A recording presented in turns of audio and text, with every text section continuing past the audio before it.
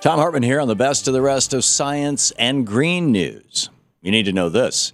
The fight to save our planet isn't only about survival. According to Pope Francis, we have a grave ethical and moral responsibility to reverse global climate change, and later this year, the pontiff will direct all Catholics to take action. In March, Pope Francis will urge the world's 1.2 billion Catholics to do more to address global warming. In addition, Francis will also give a speech at the United Nations, and he will address the climate at a summit of the world's religions. Although we don't yet know how the Pope will lay out his call for action, his recent speeches shed some light on why he sees this as a moral issue. At an event in October, Pope Francis explained the monopolizing of lands, deforestation, the appropriation of water, and agrotoxins are some of the evils that tear man from the land of his birth. Climate change, the loss of biodiversity, and deforestation are already showing their devastating effects in the great cataclysms we witness, end quote. In other words, rising temperatures around the world are already causing massive destruction and suffering around the world, and things will only get worse if we don't act. At a speech in Lima, Peru, Pope Francis warned that the time to find global solutions is running out. That's why the Holy Father is doing everything in his power to encourage people to act. We do have a moral responsibility to prevent the destruction and suffering caused by climate change, and we have to fight to ensure the survival of all species.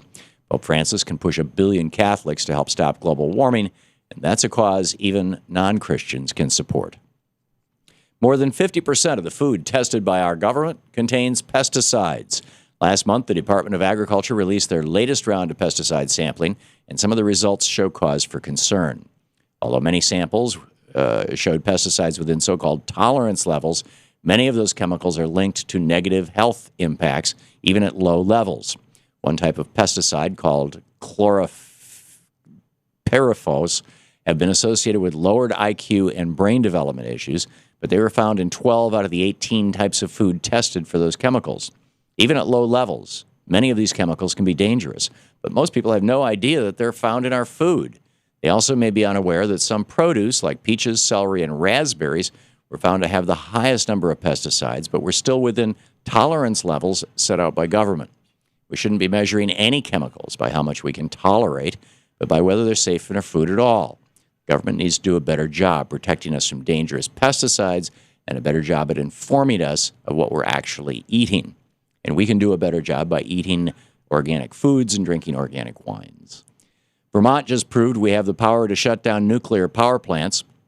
Last week, the owners of Vermont Yankee Nuclear Power Plant lost their battle to renew the state's license, and residents won their fight to get that plant shut down. After several accidents occurred at that plant in recent years, residents and anti-nuclear activists began campaigning to block the Yankee plant from renewing their operating license. If that license had been renewed, Yankee would have been able to keep it running for decades, which would have been far beyond its original 40-year license.